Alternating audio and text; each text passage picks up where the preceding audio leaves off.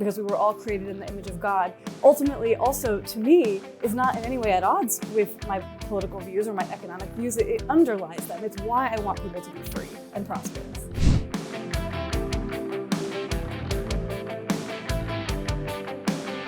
Hello, welcome to the Let People Prosper show. My name is Dr. Vance Ginn. I hope you're having a prosperous day. Well, today I'm delighted to bring on someone who knows a lot about, free markets and fusionism, and just a delight to talk to all the time. It's none other than Stephanie Slade. Stephanie, welcome to Let People Prosper show. Thanks so much for having me on. Well, it's a pleasure to have you on. I've been looking forward to this conversation. But before we get into our discussion today, let me go ahead and give the audience your bio, and then we'll jump right into it. So, Stephanie Slade is a senior editor at Reason, the magazine of free minds and free markets, a fellow in liberal studies at the Acton Institute, and a media fellow at the Institute for Human Ecology at Catholic University of America. Her writing has appeared in America Magazine, the New York Times, U.S. News and World Report, and a number of other places. She covers the intersection of religion and politics. Slade is best known for her piece, Why Am I a Pro-Life Libertarian?, her magazine feature on booze-producing monks, and her defenses of fusionism, which probably isn't what you think it is. And she's got a book coming out about fusionism soon, too, which we'll talk about today. Prior to joining Reason, Slade worked as a speechwriter and pollster. She's a proud graduate of the University of Florida, where she studied economics and political science. And you can follow her on Twitter or X.com at SladeSR, SLADE, So, Stephanie, with all that background and everything else, why do you do what you do every day? Yeah, so as my bio maybe gives away to people who might not be familiar with me already, I am sitting at this interesting intersection of being both a practicing Catholic, a person of faith, and also I self-identify as a libertarian. I work at Reason, which is the preeminent libertarian magazine. I embrace the term libertarian, small L libertarian, meaning it's my sort of philosophical orientation. It's not a partisan affiliation. But so I have this interesting opportunity to talk about the intersection of these different things of, is it possible to be a Christian and a libertarian? And if so, how? And why is it that so many people think that that's a problem, that you can't be those two things, or that they're in some sense, at odds with each other? And so I get to spend a lot of time thinking deeply about ideas and about the kinds of ideas that underlie my deeply held values as, again, a Christian and as somebody who believes deeply in individual liberty. And trying to explain to people how it is that I can hold these views and why I think, for example, a libertarian political approach is the one that is actually best suited to producing the conditions for human flourishing, right? If we care about things like the common good and human flourishing, and if we believe in virtue as a Christian, as I do, then why? Then here are the reasons that I think that the libertarian approach actually is the one that's best suited in terms of politics, not necessarily in terms of a life philosophy, but in terms of our views about public policy and the role of government in society. I get to think deeply about these ideas and to argue and lay out the case for why I think this is the best way to go about bringing about representing the common good. Yeah, that's fantastic. And are there certain things that have got you to this point now? Certain books you've read, certain people you've met, or other things that have got to this place now, whether you're thinking, the way of your thinking of fusionism and libertarianism and everything else? Yeah, I mean, I think that I ultimately was very deeply influenced by studying economics in college and realizing and just arriving at the conclusion, despite the fact that I did not attend a school with any kind of an ideological economics department. My professors were not libertarians themselves, but through the act of studying the way markets function, I realized that markets are this incredible engine of prosperity. And so then I began to sort of take that logic and apply it in other places and realize that when we pass laws that try to restrict people's freedom, it almost always produces unintended consequences, like creating black markets, right? That then lead to organized crime and much worse suffering in the long run. And so I think studying economics was probably my entree into the beliefs that I have politically, but always underlying all of that was my faith. I'm a cradle Catholic. I'm not a convert. So the beliefs that I had about the dignity of the human person and the equal dignity of, because we were all created in the image of God, ultimately also to me is not in any way at odds with my political views or my economic views. It underlies them. It's why I want people to be free and prosperous. Okay, great. Well, that sounds good. And I think that makes a lot of sense of the economics and everything else that's going into that. And maybe even a little bit broader, when you're working on fusionism and everything else that's happening here, is there something that you hope to get across to people that will maybe make their lives better, or some other sort of way that you want to portray this for people across America or even across the world? I mean, so you've used the word fusionism. I often use the word fusionism. It's one of the things I write about. But I think a lot of people either have no conception of what that might mean in the political context, or they have a misconception. There's a very common misconception, even among people who work in conservative politics, for example, or libertarian politics, that fusionism was this idea during the Cold War years that we needed to have an alliance or a coalition of libertarians and conservatives who come together because we both have good reasons for opposing communism and the Soviet Union. And so there was an alliance that brought these different people who were in different camps, who had different highest values, and brought them together into a coalition. I argue in my work, and I think this is historically accurate, that that's not the right way to understand fusionism. That instead, fusionism was a philosophical synthesis, and the idea that a good society requires both liberty and virtue. Yeah. So libertarians are correct that liberty is important, and conservatives or traditionalists, religious traditionalists are correct that virtue is ultimately what we're all called to pursue in our lives. But ultimately, you can't have a good society that only has one or the other. We need to be defending both of them. And so it's not just about bringing two different camps together and having them cooperate because they have a common enemy, but rather it's recognizing that we need to care about both of these values, and we need to be defending them both. And because part of it is that they are mutually reinforcing. They need each other. You just can't have a good society that's not free, or a free society that will stay free if the culture is corrupted. And I think so I think that realizing that you don't have to choose between one of these camps or one of these values, recognizing that we need to defend them both. This is a way to bring people together, and it's a reminder that we should care about both of these things. I mean, I want to live in a virtuous society. I want to live in a good society. But to me, it's very, very important that a good society be a free society as well. And I think most people have sort of both of those intuitions, especially most people who are on the sort of right of center would say they have both of those intuitions, but they're sometimes told that you have to choose one or the other. You have to be either a conservative or a libertarian. And increasingly, we're told that these things are at odds with each other. And I'm trying to restore the sense that no, in fact, they're not at odds. They need each other. They are complements, not antagonistic. Yeah. That's good. And I should mention that I'm a Christian and libertarian, lowercase libertarian. So I fall right into this. Awesome. And it's one reason why I wanted to have you on and talk about this. And recently I had on Norman Horn, who is the Christian Libertarian Institute, or Libertarian Christian, LCI. And we talked a lot about this as well. And I think it's interesting because we have a lot of those that are on the quote unquote new right who talk a lot about the common good and things of that nature, but it seems like they want to come at it from a different angle, right? If they just had the right people in charge and the government is the solution, and I don't think that's the direction that maybe you or I would want to go, but where do you see that maybe there are some things that we agree on, but maybe we disagree on the right side? Yeah, so we in our politics understandably tend to think in terms of the left-right spectrum, like left and right. But this distinction between liberal and illiberal, which I think runs across both the left and the right, is actually much more interesting to me. So I think you can be a liberal leftist and an illiberal leftist. And on the right, you can be a conservative or a person of the right and be classically liberal. Again, I don't mean left by liberal. I mean like you believe in individual liberty, limited government, rule of law, free markets. That's liberal, classical liberalism. Or you can be an illiberal conservative, an anti-liberal conservative, somebody who rejects all of that, who says, no, what I think a good society looks like is one in which conservatives rule, right? They're willing to wield. We embrace the muscular state, and we're willing to wield the power of government in order to enforce our orthodoxy on society as a whole, and to reward our friends and to punish our enemies. That's actually a direct quote from some folks who are on the so-called new right, what I would call the anti-liberal or illiberal right. Yeah.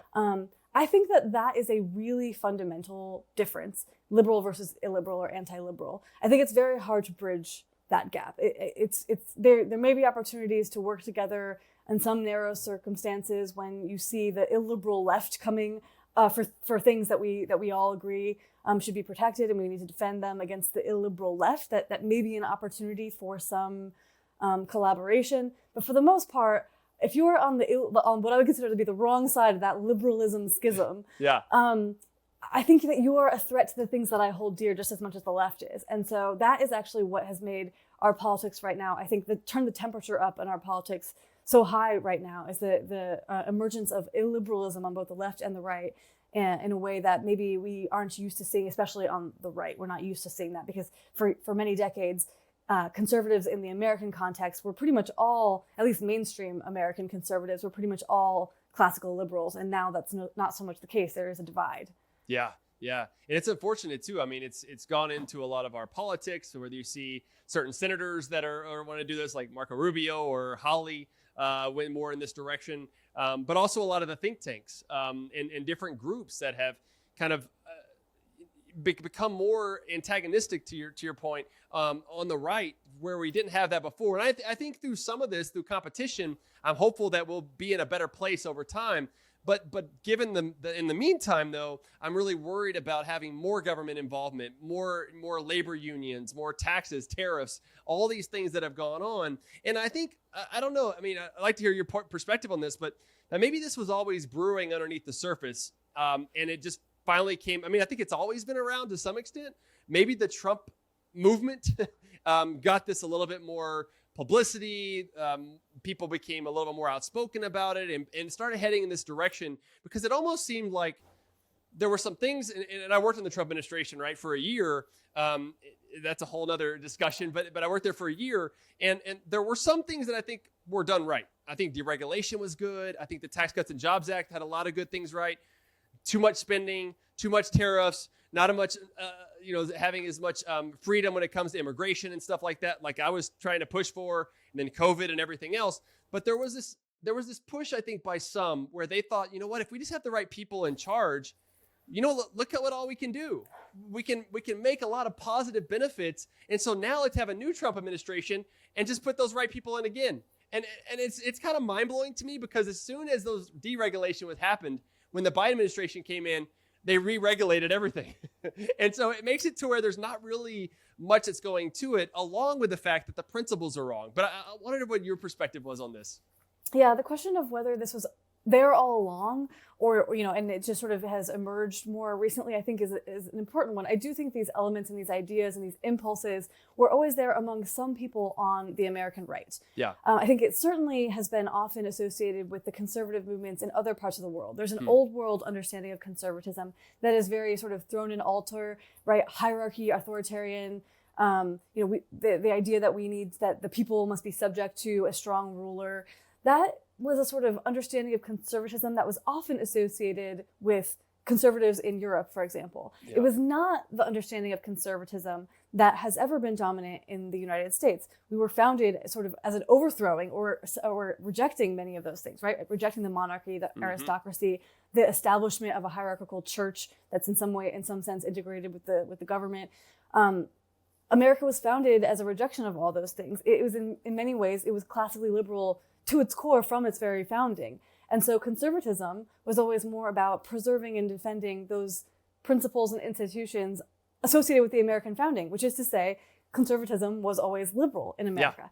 Yeah. But I don't think that is to deny the fact that there were always some people who were dissenters, conservatives who had a more old school, old world European understanding of conservatism, who wished to import that sense of the word to America. I just think it was never really dominant or mainstream here, because our founding principles were so deeply rooted that that you couldn't really get a foothold if you were arguing for that old understanding of conservatism as opposed to the uniquely American understanding. It was gonna have a hard time in the American context getting anywhere.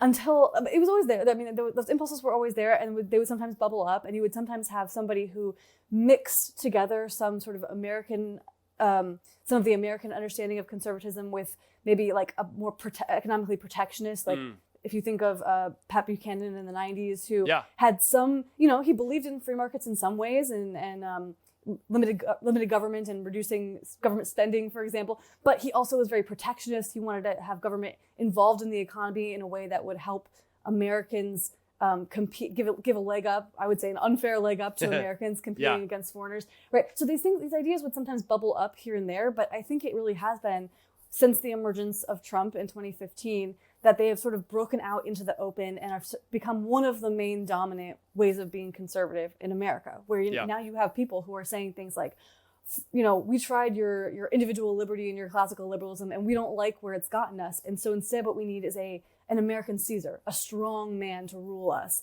or something like that. And that is very, very different from what I think we have heard, again, in the mainstream in the past. Yeah, I agree. If you had to start off with where fusionism really got going, who would be some of the key thinkers that we should know about? This emerged in the middle of the 20th century. In the years after World War II, there became this emergence of a self-consciously American conservatism for the first time. Again, differentiating it from what conservatism might have meant in a European context. These were folks associated, for example, with National Review magazine, William F. Buckley Jr., and one of his editors, who's not as famous or well-known anymore, but who was quite influential at the time, named Frank Meyer. And Meyer is known as, I refer to him in my writing as the godfather of fusionism. He was really the one who articulated this importance of bringing together those the sort of classically liberal and religiously traditionalist streams together and saying they need each other. We must defend them both.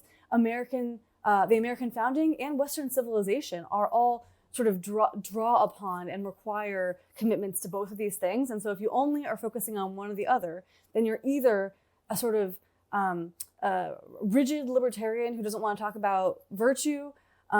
That's not really in keeping with, he would say, the American founding or Western civilization, like the heritage of Western civilization, or you are this sort of, again, authoritarian conservative who wants to impose virtue on the country through government force. And that is also not consistent with the American founding, according to Frank Meyer. And this idea, which came to be known as fusionism, he actually hated that name, but it stuck. Okay. This became very influential. He died relatively young in 1972, but these ideas continued to really animate the conservative movement in the American context. They were clearly on display in the 1980 Ronald Reagan campaign and 84 Reagan campaign, and even in the way Reagan governed, even if he wasn't a perfect fusionist or libertarian, according to my liking. Yeah. In many ways, he was representing this fusionist approach to things.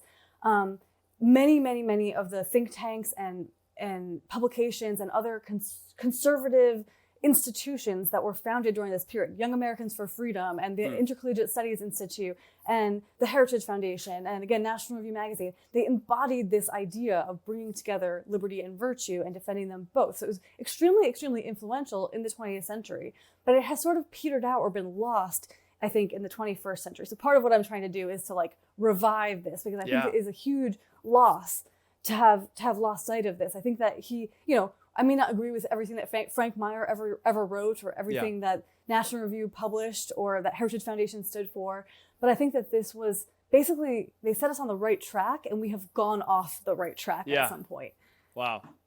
I honestly need to read more of his work, and reading your work, I've learned about him, and but I do need to go read more. So because for me, right, for my economics, the way of thinking, it was Milton Friedman, and I don't think Milton Friedman got everything right, but I think he put us on a pretty good path that we're falling away from in many ways, and I think that so we're probably called these free market fundamentalists, right, by some, and to me, free market capitalism allows for you to have that virtue. I don't think it's the end all. I mean, I think it's the best system that we know today, especially within our constitutional republic and everything else. But it allows for people to have their values and be able to show their subjective values of what they want to buy and consume and produce and not produce and all these other things.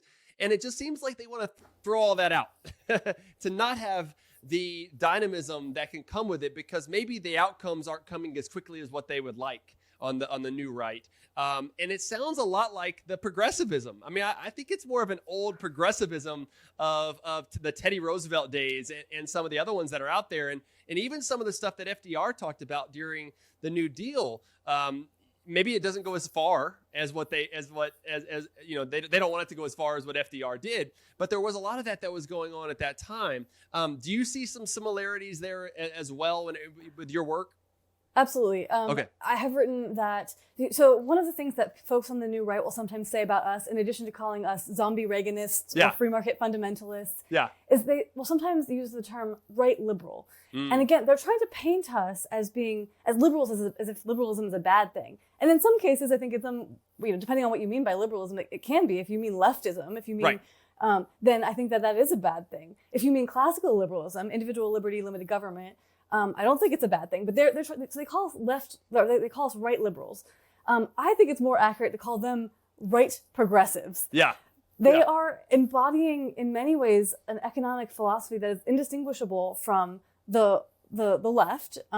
They may not be full-on socialists, although in some cases I think a few of them have gone over to basically being democratic socialists. Somebody like Sohrab Ahmari would be an example of that.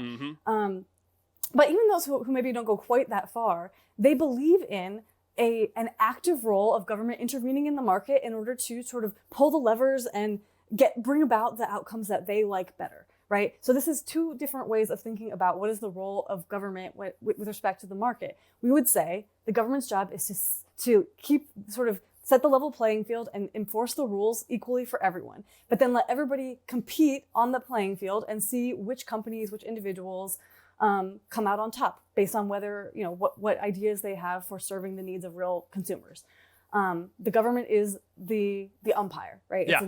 That's the classically liberal understanding.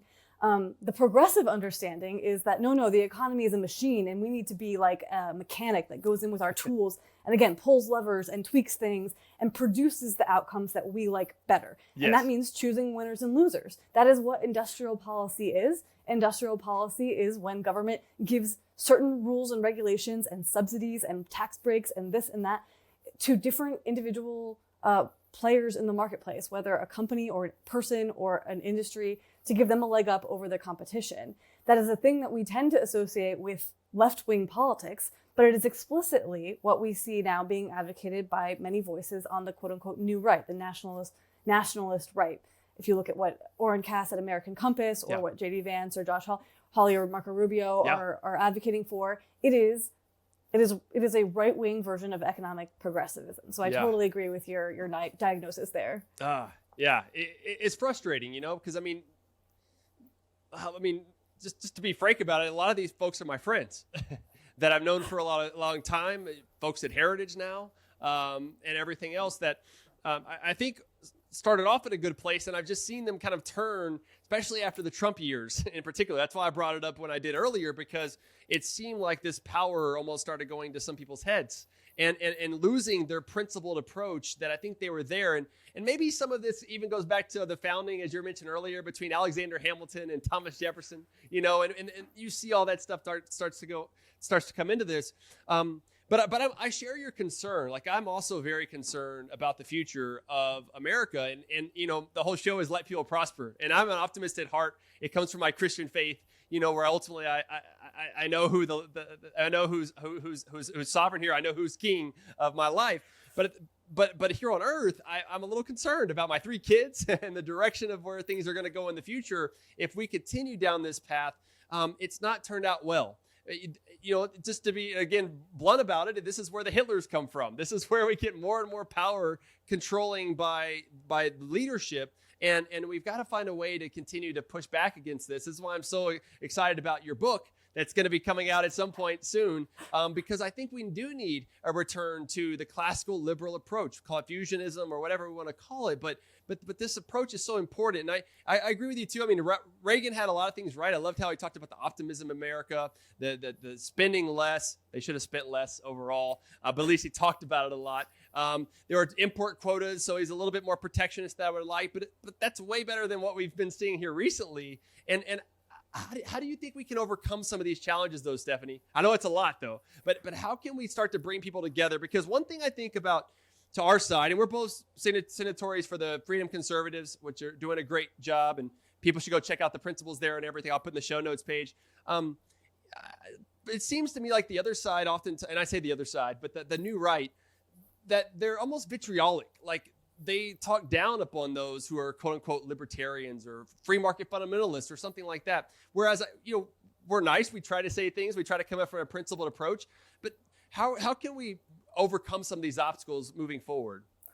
That is a hard question. I was very cheered by the existence of the Freedom Conservatism Statement of Principles that was released last year. I'm actually not a signatory because as a journalist, I wanted to be able to write about it and not have my name associated with it. But understood. I'm sorry. I'll make sure to note that. Many of my friends and colleagues or allies, people I respect, have signed on to it, and I wrote about it when it was released, and I have written about some other things that are associated with it. And what's important about this is it is demonstrating for all to see that the quote-unquote new right or the national conservatives are not the only game in town. Yeah. That this is not a foregone conclusion that this is the future. There is actually a live debate happening right now, which is kind of exciting to be getting to live through this moment where there's a live debate happening about what are the principles that conservatism in America are going to represent in the future. And there are these two very different visions for what that looks like. One liberal, classically liberal, and one illiberal. One that, is, I would say, economically progressive, and again, one more free market. And I don't think it's obvious or that we can say for sure which side is going to come out on top. I think the near term, I'm not super, super optimistic, but I'm hopeful in the medium to long term that we will find our way back to the principles that we have for a long time. People on the right and just Americans generally, the average American, I think, have understood that freedom, opportunity, sort of abundance, equal rights under law, that these are things that are really important and valuable and worth defending, and it's not a good trade to throw them away in exchange for some short-term temporary political power. Now, one distinction I have been thinking a lot about and meditating on is there are folks that I just disagree with in terms of what is the best economic policy for bringing about prosperity, right? You and I might have one vision, and somebody on the other side might have a different vision. They want more intervention by the government in the economy. Yeah. That it can be frustrating because I really think that they're wrong, and that the things that they would do with the best of intentions are going to make us less wealthy and prosperous, right? They're gonna hurt people in a really material way. Yeah. But that's different and less scary to me, less just troubling to me than the rise of the sort of strongman approach that says not just I think I want a little more intervention in the economy than you do, but rather we need to throw away liberalism, the liberal values and institutions, smash them if need be, burn them all down, and implement an American Caesar who will lead us or rule us according to the values that I think should be imposed on the country. Yeah. That is very, very dangerous, right? It's just the difference between a sort of modern social democratic European country and an authoritarian fascist or communist country from earlier in the 20th century. I don't love every policy that Germany or the UK has on the books, but I don't consider that to be as dangerous as, obviously looking backwards further and looking at Nazi Germany or Italy under Mussolini or whatever. Yeah. So distinguishing between just we have different approaches on politics and we have different fundamental approaches about what whether liberty and limited government are important. Or another way to put this also is whether you want to share your society and live peacefully coexist in society with people that you disagree with. Do you want to coexist, peacefully with people even if you don't share their views about morality or whatever? Or do you want to use the state to destroy them? Those are two very different approaches to living in a diverse, pluralistic society. And I think as long as we are wanting to coexist, we're probably going to be okay. But once people start actually rejecting the idea that we should even have to share our society with people who disagree with us, that they should be destroyed or coerced into compliance, that is when things can go very, very, very wrong. Yeah, definitely. I hope we're not anywhere near there. Unfortunately, I think in some cases we are. But I think with people like you, Stephanie, working on this, we can overcome it. I'll say this just to end on maybe a little bit more of an optimistic note. Please. Although I think that the illiberal left and the illiberal right, or the cohorts on both sides who kind of no longer have much interest in coexisting peacefully, those cohorts are growing, both I think in size and in influence. But I think ultimately they're still both fringe views. And the average American, the average Republican, the average Democrat, the average American is not buying into that. I mean, I think the idea that we ought to be willing and we should want to build a society where we can coexist peacefully together, whether even if you don't share my religious views or whatever, that we should be able to live in society and not be trying to kill each other or throw the other side in the gulag or something. But that's still the majority position among most people in this country today. And so it's easy to lose sight of that when we're focusing on the threat, but also keeping some perspective is very important. Yeah, amen. I totally agree with that. I'm glad you brought that up. Finishing up here, which is a great discussion. What about your book? What can you share? I know you're still in the early stages, but I wanted to give you an opportunity to share some of that. Yeah, so I'm writing a book about the history of the idea of fusionism and why I think it's such a loss that we've sort of lost sight of it and trying to revive it. I just signed the contract, so this is basically me coming out to saying publicly for the first time the book is happening. However, it's going to be very far into the future. Yeah. You said the book will be out soon. Sadly, Okay. I think it will probably be out in the second half of 2026, just because of the way the book publishing world works. Yeah. But I'm working on that now, and I'm excited to. It was interesting to me when I became interested in these ideas. I went looking to see who has written the definitive book about the history of fusionism, and I couldn't find one. Wow. And so I'm excited to be able to contribute that to the conversation. Yeah. Well, that's exciting. 2026, we got a little ways to work on it. But I hope that we can have more discussions like this, Stephanie. Maybe have you back on and talk about these things as maybe, after the election and different things that are going on. There's going to be a lot more discussion to be had, that's for sure. But thank you for all you're doing, and God bless you and your family, Stephanie, and keep up the great work. Thank you so much. Awesome. Well, for the audience, I hope you enjoyed that discussion. Please leave us a 5-star rating, share it with your friends and family, as many more people need to know about fusionism and what's going on the right and everything else. To try to get a better understanding, Stephanie's the way to find out more about that. Check her out at Reason as well, and on X and other places. And God bless you as well. And until next time, let people prosper.